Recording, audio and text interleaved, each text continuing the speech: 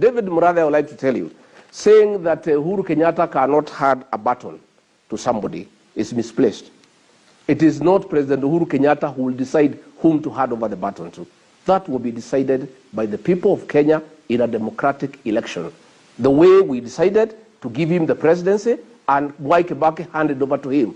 Mwai Kibaki did not hand over to Uhuru Kenyatta because he wanted to. No, a decision was made by the people of Kenya to elect President Uhuru Kenyatta to be president, and Mwai Kibaki, according to the Constitution, had to hand over to him.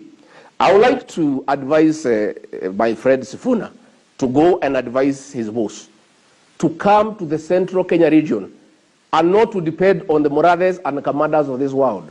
You can see what happened. They have been promising him that they will back him for presidency, they will bring him to the region.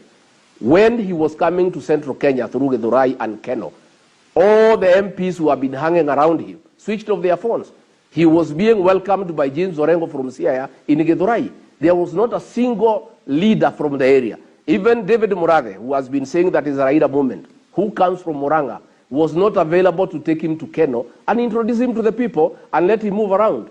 Let Raila Odinga, like any other candidate, come to the people of central Kenya and sell his programs. We shall listen to him. He'll tell us what he has to offer to us. And we must also tell him that if he intends to come, this business of calling the hustlers takataka will not resonate well with the people, because you cannot call people takataka and then you come to talk to them. And that is why there was a bit of discomfort in Githurai, because he has repeatedly been calling the hustler nation takataka. Let me finish by talking about the hustler nation. It is not true what Sifuna is saying about the rich and the poor. Dynasties are not rich people. Hustlers are not poor people. Hustlers are people who have struggled from nothing to something. The fact that you are born in a family that is not known, you start from a kiosk, you own a shop, you own a supermarket, you are a hustler, although you are rich. Rich people are not dynasties. Dynasties are big families that have a history, and they get power or they get money simply because of where they were born and brought up. That is what you call a dynasty. But we have a lot of rich people who are hustlers, who have struggled from nothing. This idea of trying to corrupt the hustler nation, to make it like it's a battle between the rich and the poor, is wrong. It is because these people have realized, as they were waiting to be endorsed, William Ruto moved with the hustler narrative, and now is a movement that you cannot play around with. Is a narrative that is resonating with a lot of Kenyans. And all we are saying is, it doesn't matter who you are, it doesn't matter where you are born, you must be given an opportunity, if you are working hard and praying to God, to sit on the table with those other people who have come from other big families, and you'll be given an opportunity like everybody else. That is what the hustler nation is all about. I would like to, as I wind up, I would like to remind my friend David Murathe, please stop threatening leaders. You are not elected by anybody yourself. You are there as an appointee who has no mandate from anybody. You keep on threatening people who have gone through an election. These are leaders who campaigned and they won, and they did a lot of hard work. You are just given a position on an interim basis, but you have become such a threat to everybody. You are intimidating everybody. You have no respect for elected leaders, and that is why there is a lot of disquiet in the region. In fact, David Murathe, when the history of Uhuru Kenyatta is written and how he lost his popularity in the Mount Kenya region, you will have a chapter. It is that bravado. It is those threats you have every day. It is the way you are threatening people and intimidating them.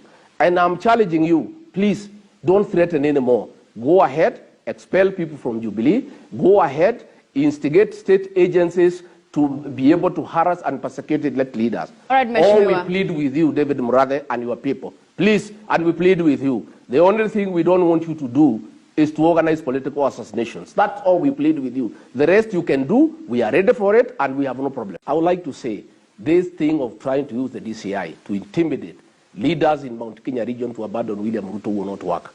And I have said, Murathe, you can do all the things you do, but all we ask you, please don't kill us, don't assassinate us. The rest you can do, we will not abandon William Ruto. We are people who are principled and will go nowhere. And I would like to remind David Murathe, you may think right now things are very good. I want to remind you, when we were with you, before President Uhuru came to power, you are bankrupt. You did not even have a shilling. You could not even open an account. Today you are multi-billionaire. You have made all this money and nobody is asking you how you made it. Yet before the president came to power, everybody knows in this country you are bankrupt. And you did not even have 10 shillings. You are a man who was struggling. You were literally a hustler at that time. But when the president came to power, you have made deals with the Chinese, you have extorted money from people. Today, you are a very wealthy man, and you are still free. And I can tell you, David Murathe, even when Ruto takes over, we are not going to pursue you. We will let you enjoy your money. Because ourselves, we are not vindictive. When we take over, we are not going to use the criminal justice system to punish people who are disagreeing with us politically. Thank you.